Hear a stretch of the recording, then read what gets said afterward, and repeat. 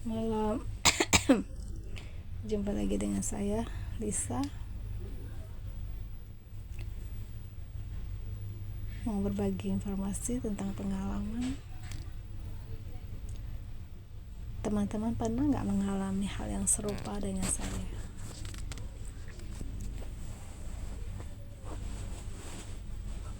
Aku tuh nggak tahu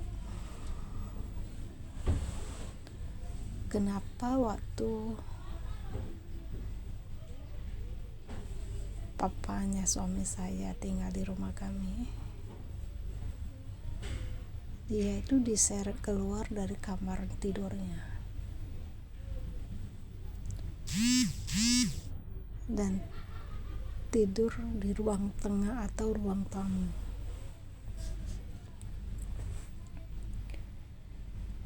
Saya pikir dia yang gak mau tidur di kamar awalnya. Ternyata waktu suami saya meninggal dunia, ada beberapa orang yang menemani saya pas di hari ke-7 beliau meninggal dunia.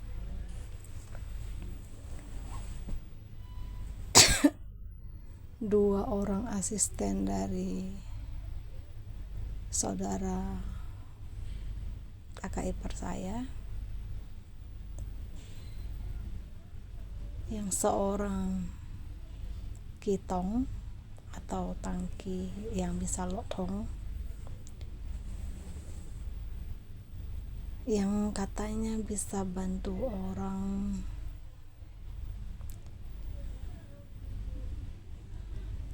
Medan bilang kalang liaulis tuh ya. Dia punya asisten dua juga tidur di ruang sebelah kamar kami, yang ditempati atau ditiduri oleh papanya suami saya. Tengah malam jam 2 katanya mereka diseret keluar dari kamar itu ke ruang tengah atau ruang tamu. Jadi semua kumpul di situ. Nggak ada satupun yang boleh masuk ke kamar itu ataupun melewati ruang tamu itu, ruang tengah. Mereka semua tidur di situ. Paginya saya mau beli sarapan untuk mereka, say thank you atas kebaikan mereka sudah menemani saya. Saudara kakak ipar saya tuh berkata, "Dek, gua punya asisten dua diseret keluar dari kamar. Mereka ditarik begini, diseret keluar ke ruang tengah atau ruang tamu." Saya nggak habis pikir aja, yang ngelakuin itu siapa?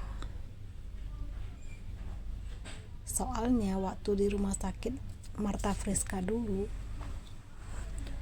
saat saya sakit malnutrisi, saya akan didatangi Dewi Kuan Im berkata kepada saya, "Kamu gak usah takut apapun di dunia ini. Gak ada hal yang perlu kamu takuti. Yang harus kita takuti itu adalah akibat perbuatan kita sendiri. Perbuatan jahat akan membawa efek penderitaan bagi hidup kita. Perbuatan baik akan membawa efek akibat kebahagiaan bagi hidup kita ataupun kelancaran dan kesehatan, juga keselamatan dan kemujizatan." Karena waktu itu saya melihat dua anak kecil sedang memainkan kasur pasien di sebelah saya. Pasien itu adalah pasien yang kena rampok ditarik tasnya dari motornya, dia terseret jatuh dari motor, kehantuk kepalanya dan terjadi pendarahan otak. Udah sadar, udah operasi, udah ciuman, tapi ngomongnya ngelantur, ngaco. Nah, 2 anak kecil ini memainkan kasurnya, diputer naik paling tinggi, turunin lagi, paling dasar naikkan lagi, turunin lagi, naikkan lagi, turunkan lagi. Jadi saya berpikir nanti dia mainin kasur saya juga. Saya takut dia ganggu saya kan, karena saya waktu itu kan ngeri-ngeri sedap juga ya kalau kita melihat hantu kecil gitu ya. Dia bukan tuyul, dia bukan hantu pribumi, dia hantu Tionghoa, anak kecil. Tapi saya nggak tahu, dulu pernah ada yang ngomong ke saya, saudara kakak ipar saya juga yang tangki juga, yang bisa lotong, tapi dia itu masuknya dewa yang ngerasukin dia itu adalah Nabi Muhammad katanya. Saya nggak gitu tahu pastinya. Dan beliau juga ngomong ke saya, bukan Nabi Muhammad, yang masuk yang ngerasukin ke tubuhnya itu mereka panggil Eyang ini saya nggak tahu dia tuh siapa. Bukan Eyang Jinadamo ya, bukan Bante Jinadamo ya, tapi Eyang ini Eyang yang ikut ke saudara kakak ipar saya yang seorang tangki atau kitong atau lotong atau yang bisa kerasukan dewa gitu. Dia ngomong ke saya begini, waktu itu dia suruh saya datang,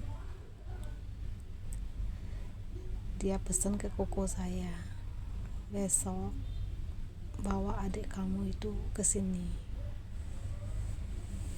Jadi waktu itu adik saya ngomong ke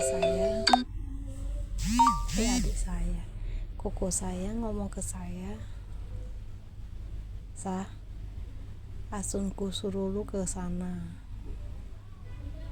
Orang Medan bilang, kalau liauli taiji, liauli su. Dia bilang suruh kamu ke sana. Karena saya takut kenapa dan nggak tahu ada pesan apa, dan menghormati niat baiknya dia, saya mau datang ke situ, mau nanya, karena saya nggak ada nomor teleponnya awalnya. Koko saya bilang, nanti kamu pergi sendiri atau mau pergi bareng saya. Kalau mau pergi bareng saya, tunggu saya. Kalau mau pergi sendiri, alamatnya di jalan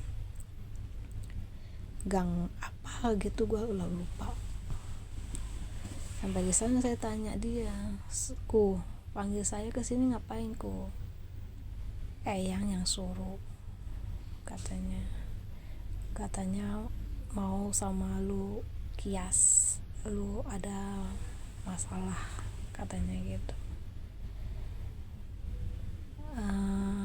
Ibaratnya mau mengalami musibah lah, sakit gitu. Terus dia bilang ada anak kecil yang ikut dengan kamu. Saya nggak tahu apakah itu anak itu atau siapa. Sekian cerita dari saya Lisa dari Kota Medan, cerita pengalaman Mari kita berbagi pengalaman, semoga bermanfaat dan informasi kepada yang lain. Terima kasih. Malam.